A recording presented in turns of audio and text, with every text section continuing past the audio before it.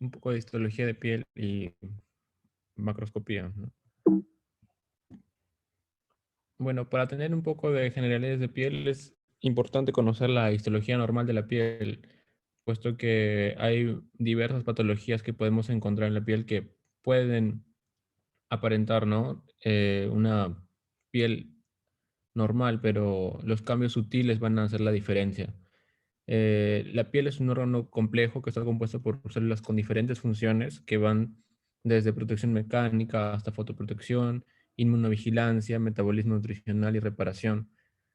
Eh, lo podemos dividir en dos capas separadas, pero que son independientemente funcionales, ¿no? Como podemos ver acá, le tenemos la epidermis y por debajo la dermis. También algunos mencionaban, ¿no? Antes la hipodermis, que es el tejido adiposo subcutáneo, pero no es verdaderamente parte de la piel, ¿no? Sino que debido a su proximidad y su tendencia a tener una respuesta conjunta a, a la dermis y epidermis, se considera, ¿no? También dentro del estudio de la histología de piel. Entonces, como generalidades tenemos estas dos capas, ¿no? La epidermis, la dermis. En la epidermis, que es la capa más superficial, vamos a encontrar que la mayoría de la población va a estar conformada por queratinocitos, más del 90%, y la población menor va a estar formada por células de Langerhans, melanocitos, células de Merkel y axones desmielinizados. En una vista de dos dimensiones, como en el corte histológico, podemos ver que la superficie interna es ondulante, ¿no? Con invaginaciones, que son las crestas epidérmicas, que se van a interdigitar entre algunos conos mesenquimales, que son las papilas dérmicas. Pero si vemos a la epidermis de un punto de vista tridimensional, vamos a ver que esta red epidérmica va a estar en forma de panal de abeja, ¿no? Con las crestas interconectadas. Y van a estar separadas de la dermis por una membrana basal compleja. Entonces, dentro de la epidermis tenemos a los queratinocitos, ¿no? Que conforman la mayor parte de la población. Para recordar un poco de la embriología de estas células, tenemos que van a formarse a partir del ectodermo, ¿no? La piel, el inicio va a ser solo una capa, ¿no? De células ectodérmicas. Ya a la semana 5 de gestación va a tener dos capas, que van a ser el peridermo, la parte más superficial, y el estrato basal o germinativo. En la semana 6 y 7 ya van a empezar a formarse las uniones celulares, ¿no? Que son los desmosomas, todavía van a ser inmaduros, van a ser desmosomas tempranos, y ya se va a empezar a formar la membrana basal. En la semana 10 ya va a haber un estrato intermedio entre el peridermo y la capa basal. Y en la semana 19 estas capas van a ser varias capas intermedias, ¿no? Y el peridermo se va a ir aplanando poco a poco. Y a partir de la semana 23 ya se va a producir el proceso de la queratinización. Tenemos acá la microanatomía normal, ¿no? Que van a estar conformando los queratinocitos. Eh, van a estar formando por lo general cuatro capas, ¿no? La capa basal o germinativa, el estrato espinoso, el estrato granuloso y el estrato córneo. Y también tenemos acá el estrato lúcido, ¿no? Que se encuentra en algunas partes nomás del cuerpo, que son las palmas y las plantas de los pies. Entonces, en el estrato basal, o el estrato germinativo, va a ser la parte más inferior, ¿no? Va a estar compuesta por una capa de células ovoideas, cuyo eje mayor va a ser perpendicular a la membrana basal. Van a tener un citoplasma basofílico y pueden contener pigmento melánico también, ¿no? Sus núcleos van a ser redondos, oscuros y van a estar conectadas la una con la otra y con las células suprayacentes del estrato espinoso mediante puentes intercelulares unidos por desmosomas. Van a tener filamentos de queratina intermedia, que son los tonofilamentos, y van a tener la mayor actividad mitótica de toda la epidermis. El estrato que sigue es el estrato espinoso. Va a estar compuesto por células poliédricas, ¿ya? Que van a formar un mosaico de 5 a 10 capas. Y conforme va a ir ascendiendo, estas van a ir aplanándose progresivamente. Van a estar separadas por espacios que son atravesados por puentes intercelulares unidos por desmosomas de dos placas de 10 a 15 nanómetros de espesor. En esos queratinocitos del estrato espinoso van a tener algunas proteínas especiales como las caderinas desmosomales, ¿no? que son las desmogleínas 1 y 3 y las desmocolinas. Estas se van a unir a través de los filamentos intermedios citoplasmáticos, como la placoglobina y la desmoplaquina. Y en los espacios intercelulares, entre cada queratinocito del estrato espinoso, va a haber mucopolisacáridos neutros y mucopolisacáridos ácidos, como los glucosaminoglucanos, como el ácido hialurónico, por ejemplo. Y dentro del citoplasma van a estar los tonofilamentos también, ¿no? Van a ser laxos en manojos de 7 a 8 nanómetros de diámetro cada uno, a diferencia del estrato basal, que los tonofilamentos eran más firmes, ¿no? Y bueno, el estrato que sigue es el estrato granuloso. Ahí las células van a ser más aplanadas todavía. Y el citoplasma va a estar lleno de gránulos, ¿no? De keratoyalina, que van a ser irregulares y basofílicos. El espesor del estrato granuloso va a ser proporcional al espesor del estrato córneo. Y conforme va haciéndose el proceso de queratinización, estos gránulos de keratoyalina van a formar dos estructuras, la matriz interfibrilar o filagrina y la banda marginal, que como vamos a ver luego en el nivel del estrato córneo, la banda marginal va a unirse, ¿no? a la membrana celular. En cambio acá todavía no va a estar, va a haber una separación, ¿no? entre la banda marginal y la membrana celular. Va a representar la zona de transición hacia una epidermis madura, en la que poco a poco se van a ir disolviendo los núcleos, ¿no? y las organelas de los queratinocitos. Y van a teñir difusamente las enzimas lisosomales también. Y ya en el estrato córneo es el remanente, ¿no? de células sin núcleo ya. Va a ser bien eosinofílico. Y la porción citoplasmática que contiene puentos disulfuro de cistina, al momento de la fijación con formol, va a formar un caparazón, ¿no? Que a los cortes se va a ver como una apariencia de una cesta con ondulaciones. Los queratinocitos, para madurar y diferenciarse, van a tomar aproximadamente 30 días, ¿no?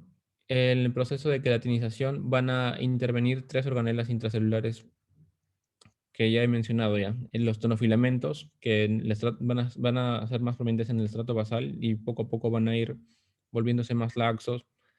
Y los gránulos de keratoyalina del estrato granuloso y los gránulos laminares o cuerpos de Odland en el estrato córneo. Va a haber algunas variaciones, ¿no? De estos estratos. Por ejemplo, al nivel de mucosos y paramucosos, no va a haber el estrato córneo ni granuloso, excepto en el dorso de la lengua y el paladar duro. Van a haber pocos desmosomas también. ¿Y cómo se van a mantener unidas estas células? Van a ser por un cemento amorfo y numerosas microvellosidades en sus bordes. Y por otro lado tenemos la piel acral, donde el estrato córneo y el granuloso va a ser más grueso, e incluso se va a encontrar un estrato lúcido, ¿no? Por debajo del estrato córneo. Entonces los queratinocitos van a tener diferentes funciones, ¿no? en la piel, como la cohesión superficial celular a través de los tonofilamentos y la keratoyalina, la fusión de barrera por los gránulos de Odland en el estrato córneo. Actividad enzimática, también van a tener enzimas hidrolíticas en los lisosomas primarios de las células de la granulosa. Y también en las capas más inferiores va a tener lisosomas secundarios, que son los fagolisosomas, que van a encargarse de fagocitar los melanosomas. Y también van a cumplir una función inmunológica, los queratinocitos, ya que van a producir múltiples interleuquinas, factores estimulantes de colonias, interferones, factores de necrosis tumoral, factores de crecimiento, como podemos ver acá. Van a ser productores de todos estos interleuquinas, factores de crecimiento. Y acá vemos cómo se va produciendo, ¿no? el proceso de queratinización.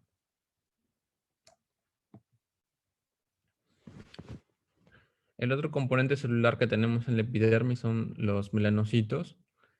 Los melanocitos eh, van a provenir del neuroectodermo, ¿no? De la cresta neural. Estos van a empezar a aparecer en dirección cráneo-caudal. A partir de inicios del tercer mes, van a empezar a aparecer en la parte más cefálica del feto y a finales del cuarto mes ya van a empezar a aparecer en la parte más caudal. durante su migración van a ser inmaduros, entonces no van a expresar ninguno de sus marcadores, ¿no? Y el receptor de tirosina quinasa KIT va a jugar un rol crítico en la fisiología de los melanocitos, tanto en su migración como en su proliferación, diferenciación y sobrevida. Ya que tenemos, por ejemplo, que algunas alteraciones, ¿no? En este receptor de tirosina quinasa KIT, como en el caso del piebaldismo, donde las personas afectadas por esta condición van a tener áreas, ¿no? de donde no van a estar los melanocitos. Entonces, es por una alteración, ¿no? En su migración. Bueno, la microanatomía de los melanocitos, estas van a ser células dendríticas, ¿no? Sintetizadoras de melanina, que van a estar localizadas en el estrato basal, junto a la membrana basal de la epidermis. También va a estar en el bulbo piloso y en la capa externa de las raíces de los folículos pilosos. En la coloración con hematoxilina y eosina, las dendritas no se van a lograr ver, sino que solo los cuerpos de los melanocitos, que son de formas redondeadas con un núcleo oscuro y con un halo circundante. La relación de cantidad de melanocitos queratinocitos va a ser de 1 a 10, ¿no? Un melanocito por cada 10 queratinocitos. Y la melanina se va a transferir a través de los procesos dendríticos que van a tener los melanocitos, ¿no? Y cada melanocito con sus queratinocitos a los cuales le transfiere la melanina va a formar la unidad epidermomelánica. Entonces, acá tenemos, por ejemplo, una comparación, ¿no? En personas que tienen la piel más oscura o la piel más clara. Vemos que no van a tener variación, ¿no? En lo que es las unidades epidermomelánicas o melanoepidérmicas, sino que van a tener la misma cantidad de melanocitos. Lo que va a variar va a ser, ¿no? La actividad que va a tener el melanocito y el tamaño también, ¿no? De las prolongaciones. Y vamos a ver acá cómo el pigmento melánico se va a distribuir, ¿no? En las personas con piel más oscura a lo largo de ya casi todos los estratos, ¿no? Y en las personas con piel más clara, a veces solo en la capa basal. Como habíamos visto con hematoxilina y eosina no se llega a ver, ¿no? Todo los melanocitos de manera prominente, ¿no? Con todas sus prolongaciones y todo eso. Pero se pueden utilizar tinciones especiales para teñir, ¿no? El pigmento melánico, como las tinciones de plata, el método Fontana-Mason.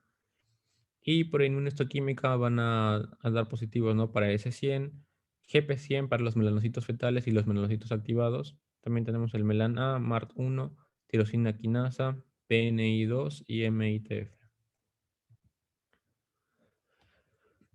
En su ultraestructura vemos que los melanocitos no van a tener ni tonofilamentos ni desmosomas, como los queratinocitos.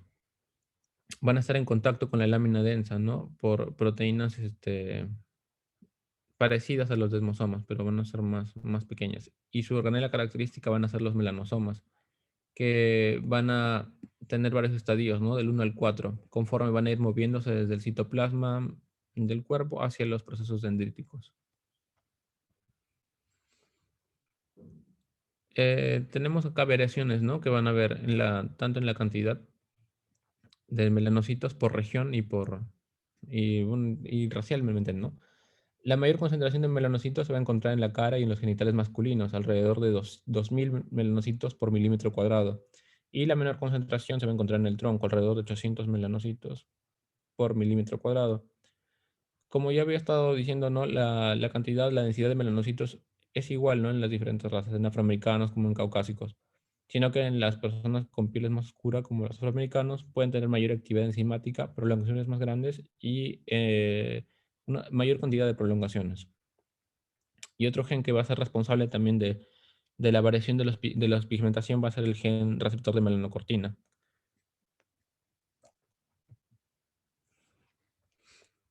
Otra célula que tenemos al nivel de la epidermis son las células de Merkel. Su origen aún es discutible, ¿no? Pero la teoría más aceptada es que vienen a partir de células madres epidérmicas a las 8 o 12 semanas. y otra hipótesis alternas que derivan de la cresta neural por algunas tinciones inmunistoquímicas que tienen, ¿no? Eh, Algunas de estas células de Merkel incluso pueden bajar, ¿no? Desde la epidermis, se desprenden y bajan hacia la dermis superior para entrar en contacto con algunas fibras nerviosas.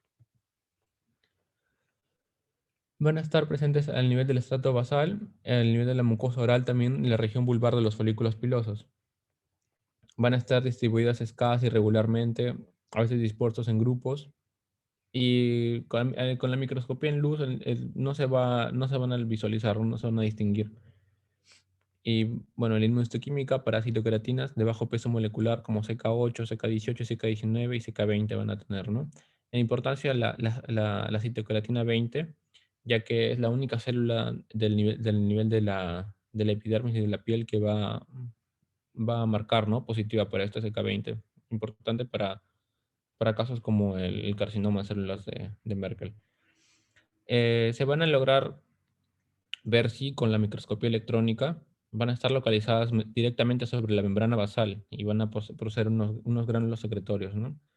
Que van a estar en contacto con las terminaciones nerviosas eh, encargadas, ¿no? De la sensación táctil. Algunas estructuras que van a tener las células de Merkel van a ser, estas células van a ser epiteliales especializadas, ¿no? Que van a reaccionar con filamentos intermedios de citoqueratina y proteínas esmosomales. Van a tener marcadores neuroendocrinos como la cromogramina A y la sinaptofisina. Por eso es la teoría, ¿no? Que pueden provenir de- del neuroectodermo. Y también van a contener NSE y neurofilamentos en su citoplasma. Y bueno, sus funciones no tienen mucha significancia, ¿no? Al menos en el ser humano, nos dicen. Y bueno, las otras células que vamos a tener en la epidermis son las células de Langerhans. Estas células dendríticas, células presentadoras de antígeno, van a derivar a partir de la médula ósea. Aparecen en la epidermis a partir de la séptima semana y en un inicio van a marcar positivo solo para la ATPasa y poco a poco van a ir marcando para CD1 y en el primer día de nacido ya van a empezar a marcar también lo que es S100. Eh, en los cortes con hematoxilina y eosina, las tinciones con hematoxilina y eosina no se van a lograr distinguir tampoco, ¿no? De los linfocitos T intraepidérmicos ocasionales que puede haber. Pero en la microscopía electrónica sí se puede llegar a ver, ¿no? Que van a tener un núcleo plegado marcado, sin tonofilamentos ni desmosomas. Rara vez se pueden encontrar melanosomas en su interior. Y lo que sí van a tener van a ser los gránulos de Birbeck o de Langerhans, ¿no? Que van a ser importantes para diagnósticos, ¿no? Como la histocitosis.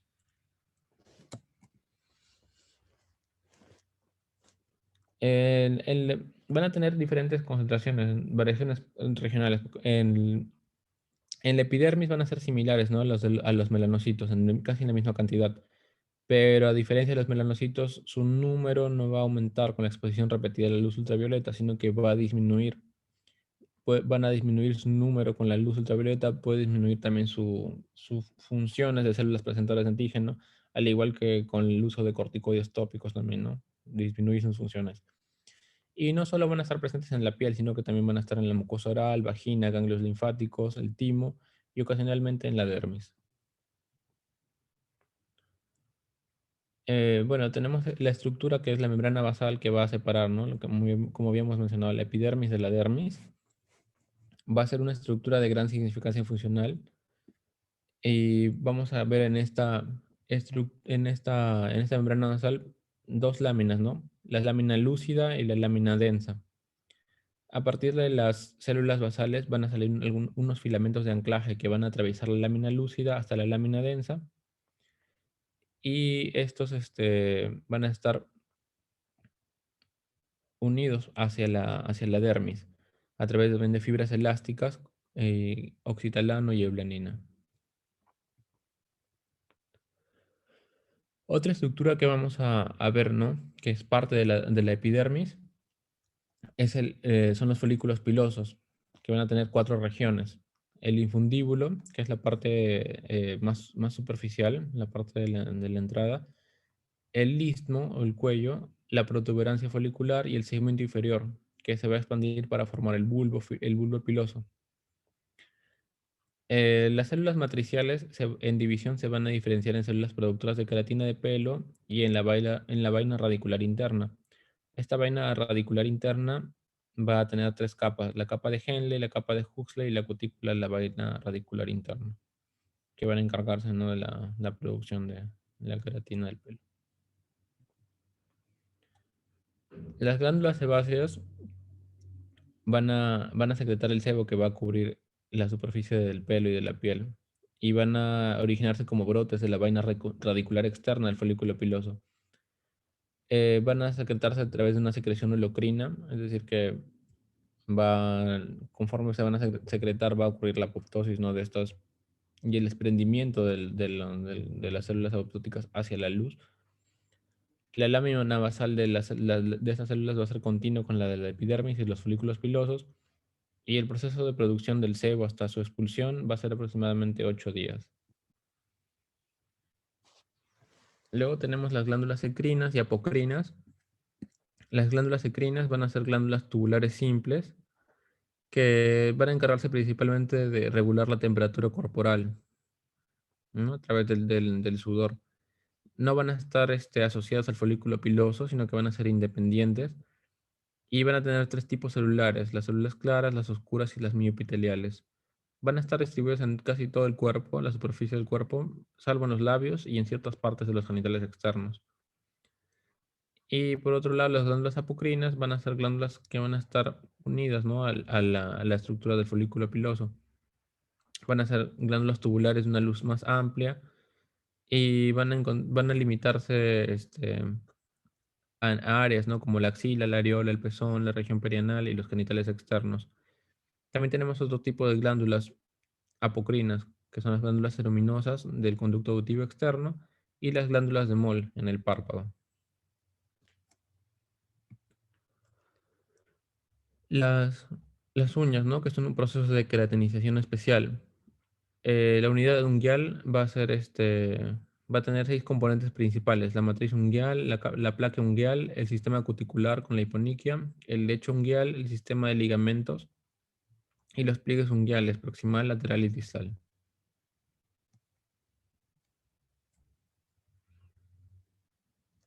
Ahora vamos a ver la otra capa, ¿no?, de la piel, la dermis. En la dermis vamos a tener 2 capas principalmente: la dermis papilar, que va a ser la parte más superficial, va a tener un contenido conectivo laxo y va a tener moléculas de colágeno, sobre todo tipo 1 y tipo 3. Va a ser delgada y va a incluir todo lo que es las crestas dérmicas, ¿no?, las papilas. Y la dermis reticular, que va a ser más profunda con respecto a la dermis papilar, y va a variar su espesor, ¿no?, en diferentes partes del cuerpo, pero siempre va a ser más gruesa que la dermis papilar y menos celular. Y se va a caracterizar por haces gruesos irregulares de fibras de colágeno, que en su mayoría van a ser tipo 1. Aparte de esos componentes, ¿no?, de los fibroblastos y los otros tipos celulares, en la dermis reticular también se puede encontrar en algunas partes del cuerpo células musculares lisas, sobre todo en partes como la piel de las areolas, el pene, el escroto y el perine. En la matriz celular de la dermis podemos encontrar esos componentes celulares, ¿no? Principalmente eh, células inmunológicas, ¿no?, como los macrófagos, neutrófilos, células plasmáticas, T, basófilos, mastocitos, eosinófilos. Y también vamos a encontrar lo que son los fibroblastos papilares y los fibroblastos reticulares.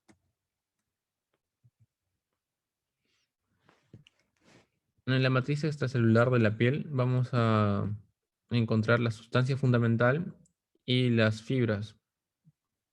La sustancia fundamental va a estar compuesta por diferentes compuestos, ¿no? Como el ácido hialurónico, proteoglicanos, moléculas adhesivas. Y las fibras que vamos a encontrar también en la matriz van a ser las fibras de elastina, las fibras de colágeno que van a estar siendo producidas, ¿no? por los fibroblastos. Otras estructuras que también vamos a encontrar en la dermis son las terminaciones nerviosas especializadas. Vamos a encontrar terminaciones nerviosas libres, las de Merkel, los corpúsculos de Meissner, los de Pacini y los tricorreceptores. Y la otra estructura que vamos a ver por debajo ya de estas dos capas de la piel, de la epidermis y la dermis, es la grasa subcutánea, ¿no? Que van a encontrarse como diferentes capas de tejido adiposo, con músculo liso y en algunos casos también van a encontrarse con músculo estriado. ¿No? Tenemos entonces acá el panículo adiposo y el panículo carnoso. También panículo adiposo va a ser una capa de tejido adiposo de espesor variable que se encuentra por debajo de la dermis reticular.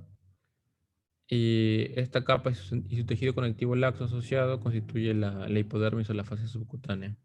También algunas células musculares, como está mencionando, que van a originar los músculos erectores del pelo. Y en el panículo carnoso es más que todo en vestigial, ¿no? En los seres humanos. Pero en algunas partes sí se puede llegar a ver, ¿no? Sobre todo en la piel del cuello, en la cara, el cuero cabelludo, donde constituye el músculo platisma y los músculos de la expresión facial.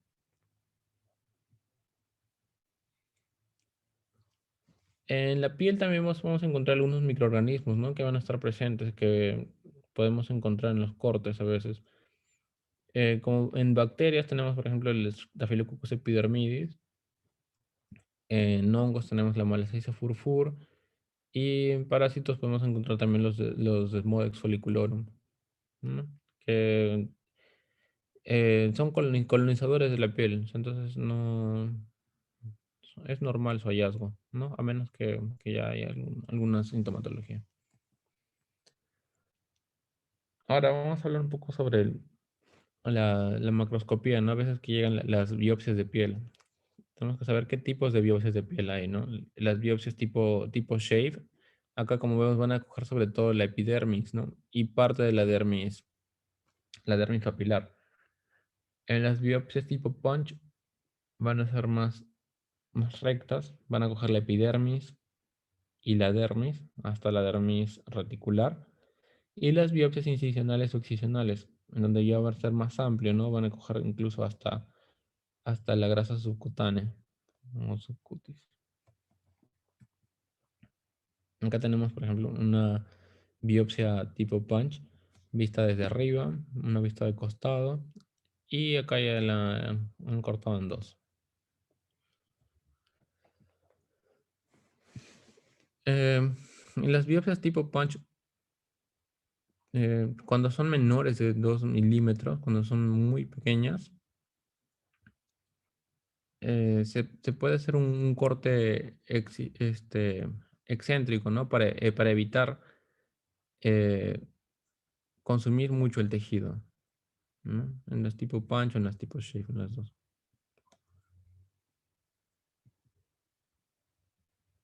Lo que nos recomiendan primero las biopsias tipo punch es medir y pintar, ¿no?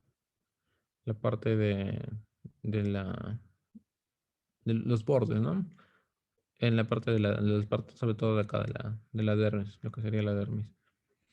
Cuando es menor de 0.3 centímetros, nos dicen que tenemos que remitir todo el espécimen. Si llega hasta 0.4 centímetros, podemos hacer un corte. Y si es más de 0.5, podemos hacer ya cortes seriados, espaciados, ¿no? Por 2 milímetros. Acá tenemos el caso de las biopsias excisionales, en las que ya van a ser más grandes, ¿no? Acá, por ejemplo, viene con una sutura de reparo a las 12 y podemos acá pintar toda esta parte de un color, el otro color y acá otro color. Y realizar cortes, ¿no? Cada 2 milímetros. Cuando viene acá en forma de elipse. Mm, Eso es todo. ¿Alguna pregunta?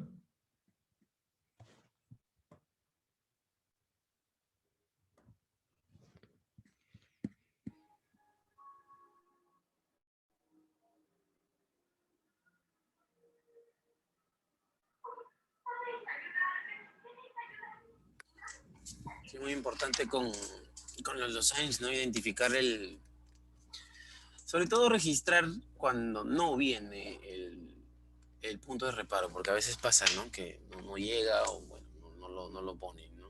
Y si lo ponen ya hay que tomar bien las medidas, porque ahí es de donde se va a considerar sobre todo el tema de los bordes, ¿no? Colorear bien toda esa parte, eso es lo más importante, sobre todo saber cortar. As- Asumimos que por defecto, si viene un punto de reparo, debe ser las 12, Ujú. salvo que diga otra cosa, obviamente la muestra, que a veces ocurre especialmente cuando ustedes habrán visto ya sin duda, cuando vienen muestras de cara, por ejemplo, ¿no? Que hay que señalar bien borde interno, borde externo, superior, inferior, en fin. Y eso es importante. Si no ha llegado con el reparo, la sugerencia, y hay una lesión sospechosa de malignidad, obviamente, la sugerencia es de que se hable con el dermatólogo, con el plástico, que sea para que nos den una idea mejor que sea. Y el otro detalle es que cuando llega una muestra de regular tamaño, diría si un centímetro o algo más, es aconsejable hacerle una extensión en el momento de fijarla quizá. Y no está de más siempre hacer un pequeño estudio, pequeña inspección en fresco para poder orientarnos un poco mejor. Siempre, en este caso más aún todavía, si es que la muestra es un poquito generosa, verificar siempre en qué tipo de recipiente lo vamos a fijar y evitar en todos los casos, obviamente, de que se haya plegamientos que nos dificulten después la toma de la muestra o los cortes seriados representativos. Es una cuestión práctica ya, porque a veces llega ahí por defecto ya los chicos que no tienen por qué saber tampoco de patología, le ponen el formol, lo ponen ahí, y a veces inclusive desde sala de operaciones o de donde lo hayan obtenido la muestra, llegan en recipientes no adecuados. Hay que reparar en eso siempre y darle la comodidad del confort correspondiente a la muestra. Y si se puede hacer extenderlo mejor y darle una fijación, sería un poco más conveniente y ahí ya tenemos delimitado, mejor dicho, orientada bien la muestra. Después no se olviden siempre, lógicamente, marcar bien los bordes y estar seguro que el corte va en todo el espesor. Mejor dicho, si es que lógicamente acepta la muestra, verificar que sí, que en cada cassette o en cada cubetita que tengamos debe comprometer o debe ser evidente que va todo el espesor de la piel, con lógicamente los bordes marcados para después, en caso de que hubiera algún inconveniente con los cortes, poder reclamar nosotros. Pero hay que estar absolutamente seguros que estamos haciendo una toma de muestra o unos cortes adecuados.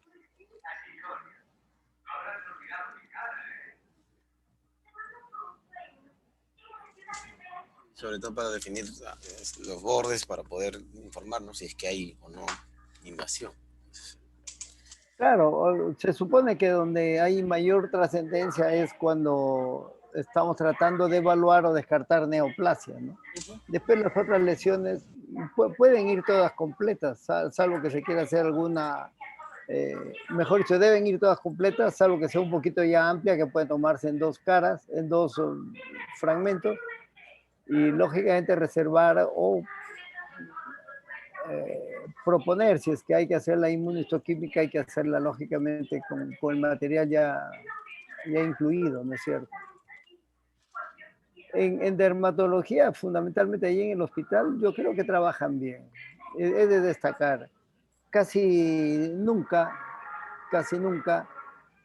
en cuanto a las biopsias o a las muestras que manda dermatología, llegan con adecuada leyenda. El problema es a veces con cirugía plástica o con otra muestra u otro servicio que pueden mandar a hacer las muestras. Del hospital realmente hay que destacar dermato y gastro, son los servicios que quizá con mayor asiduidad mandan por lo menos los datos mínimos, ¿no?